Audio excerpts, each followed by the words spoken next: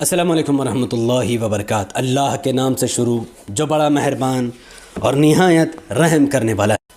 उत्तर प्रदेश से एक बहुत बड़ी खबर सामने आई है कि जो आज़म खान उत्तर प्रदेश का इतना बड़ा लीडर, एक अजीम सांसद, 1 साल से जेल के अंदर बंद है। उनकी बीवी भी बंद थी, उनके बेटे भी बंद थे।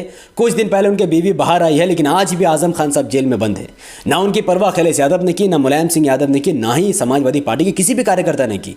1 साल तक उनको छोड़े रखा। खुशखबरी यह है कि असदुद्दीन ओवैसी साहब बहुत जल्द आज़म खान से जेल के अंदर मुलाकात करने वाले। ये अब तक का उत्तर प्रदेश में सबसे बड़ा खबर सामने आया है कि बैरिस्टर असदुद्दीन ओवैसी साहब बहुत जल्द आज़म खान साहब से जेल के अंदर मुलाकात करने वाले हैं। आज़म खान साहब अखिलेश यादव से काफ़ी नाराज़ है, समाजवादी पार्टी से नाराज़ है, क्योंकि 1 साल से एक अजीम सांसद आज़म खान जेल के अंदर बंद है। उन पूरे परिवार के साथ उल्टे सीधे एलिगेशन लगाकर योगी आदित्यनाथ ने पूरी तरीके से उन पर हमला किया है। और समाजवादी पार्टी के लीडर्स मुलायम सिंह यादव, अखिलेश यादव लगातार योगी आदित्यनाथ के टच में, उनके साथ खा रहे हैं, पी रहे हैं, बैठ रहे हैं, उठ रहे हैं और एंजॉय कर रहे हैं। आज़म खान की परवाह इन लोगों ने ज़रा सा भी नहीं की।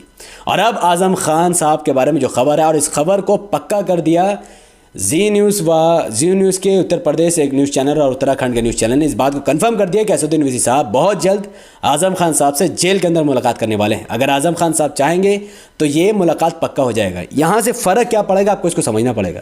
अगर आज़म खान साहब समाजवादी पार्टी को छोड़कर AIMIM में आ जाते हैं तो उत्तर प्रदेश में जहाँ पर 100 से भी ज़्यादा MLA सीट ऐसी है जहाँ पर मुसलमानों का पकड़ सबसे ज़्यादा है, वो 100 सीट समाजवादी पार्टी से छुटकर सीधा AIMIM में आ जाएगा। यानी AIMIM की 100 सीटें हर हाल में पक्की हो जाएंगी। और ये सिर्फ 100 सीट की बात है, 143 सीट ऐसी है जहाँ पर मुसलमान 30% से 60% के बीच में हैं। वो हार जीत का फैसला करते हैं। आप सोचो कितना ज़्यादा पकड़ उत्तर प्रदेश के इन तमाम 143 सीटों में है। अगर उसमें से 100 सीट भी AIMIM में आ जाए तो सोचो तो हड़कंप मच जाएगा उत्तर प्रदेश में।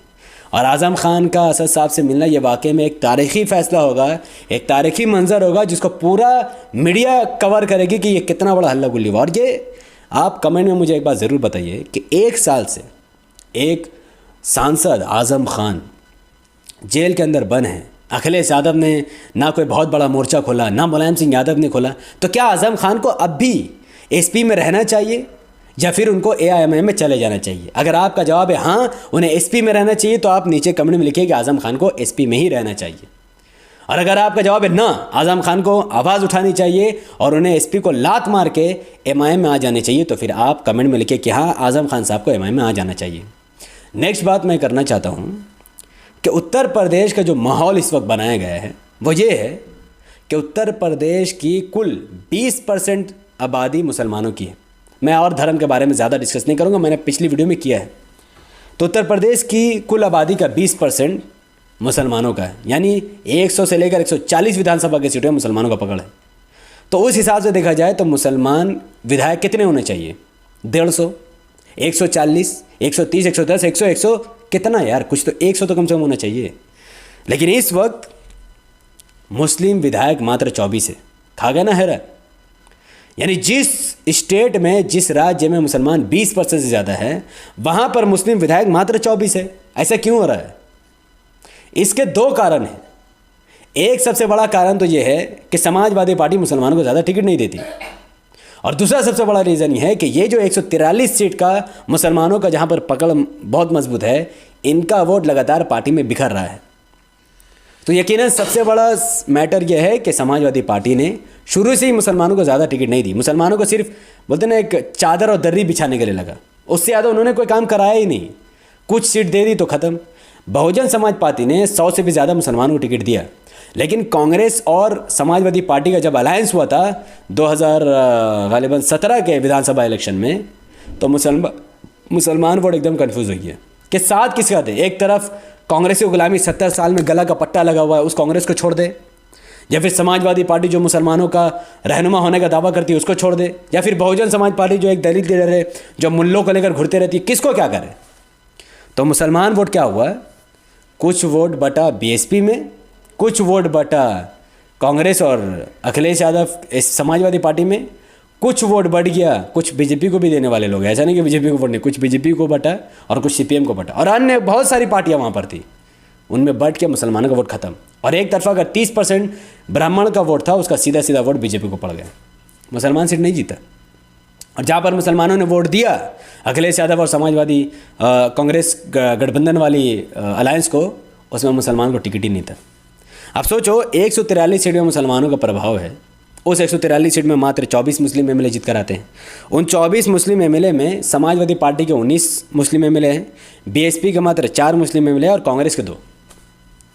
जबकि होना ये चाहिए था कि कम से कम बीएसपी से 25, समाजवादी पार्टी से 40 और कांग्रेस से 50, लेकिन ऐसा हुआ नहीं ना। रियलिटी कुछ और है और आप सब फालतू में इन पार्टियों की गुलामी करते हैं।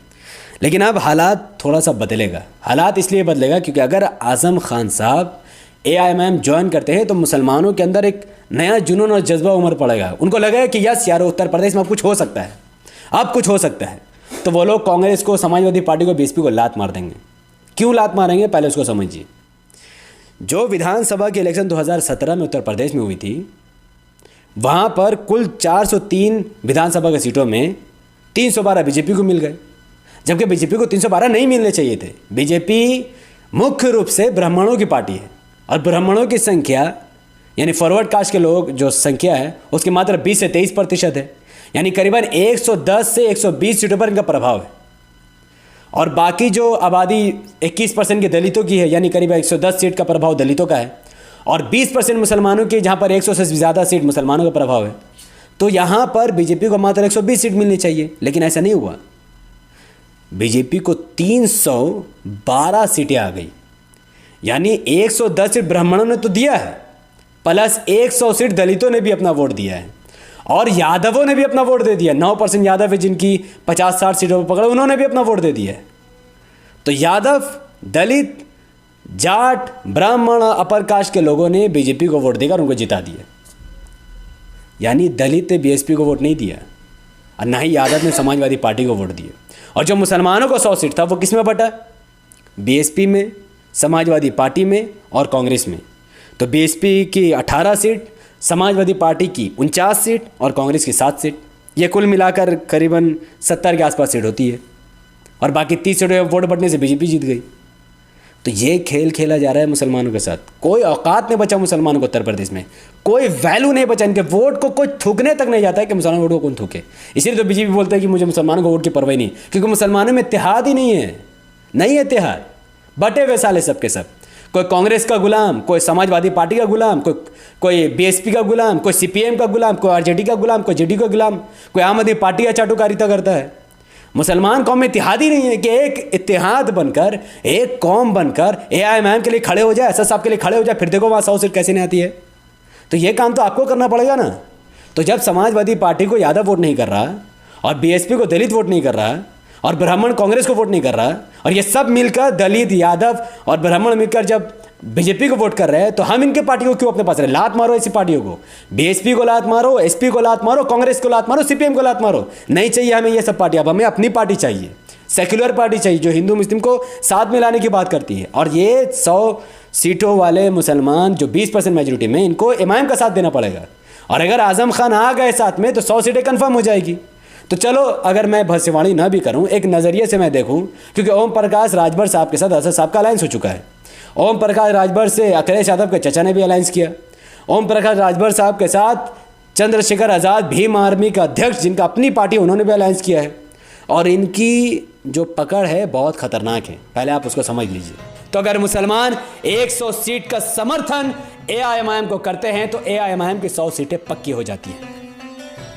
ओम प्रकाश राजभर साहब की पार्टी SBSP, जिनकी इस वक्त 4 सीटें हैं, लेकिन 25 विधानसभा की सीटों पर, गालिबन 50 के आसपास विधानसभा की सीटों पर इनकी पकड़ है।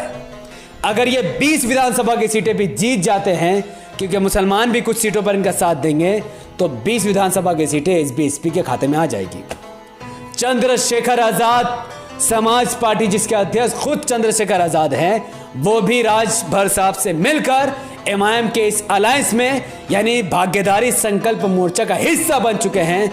और इनकी पकड़ 44 विधानसभा की सीटों पर है। अगर ये पूरा 44 विधानसभा की सीटें जीत जाते हैं तो 44 विधानसभा की सीटें और इस भाग्यधारी संकल्प मोर्चा में आ जाती है। संजय सिंह ने ओम प्रकाश राजभर साहब से मुलाकात करके भाग्यदारी संकल्प मोर्चा से अपना गठबंधन करने के संकेत दिए। अगर वो आ जाए और बीजेपी के खिलाफ इलेक्शन लड़के अगर वो 30 सीटें भी जीत जाते हैं तो 30 सीटें और इस अलायंस के पास आ जाती हैं।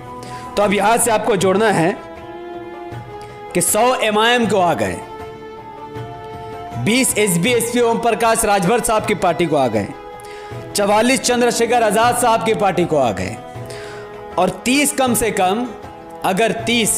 कम 30 भी अगर आम आदमी पार्टी जीत जाती है और इनके साथ और अन्य 9 पार्टियां हैं, माफ करना अन्य और 5 पार्टियां हैं, अगर वो लोग, क्योंकि ओबीसी के 40% में कुशवाहा कम्युनिटी के लोगों के पास 4% है, लोधी के पास 4% कम्युनिटी के लोग हैं, खुरमी 3% कम्युनिटी के लोग और 20% और लोग हैं। अगर ये लोग 5 पार्टियों का समर्थन देकर 50 सीट का और अगर जुगाड़ हो जाता है तो इनका कुल टोटल बनता है 244, यानी इस वक्त 244 सीट जीतने के कगार पर असदुद्दीन ओवैसी साहब का यह अलायंस है।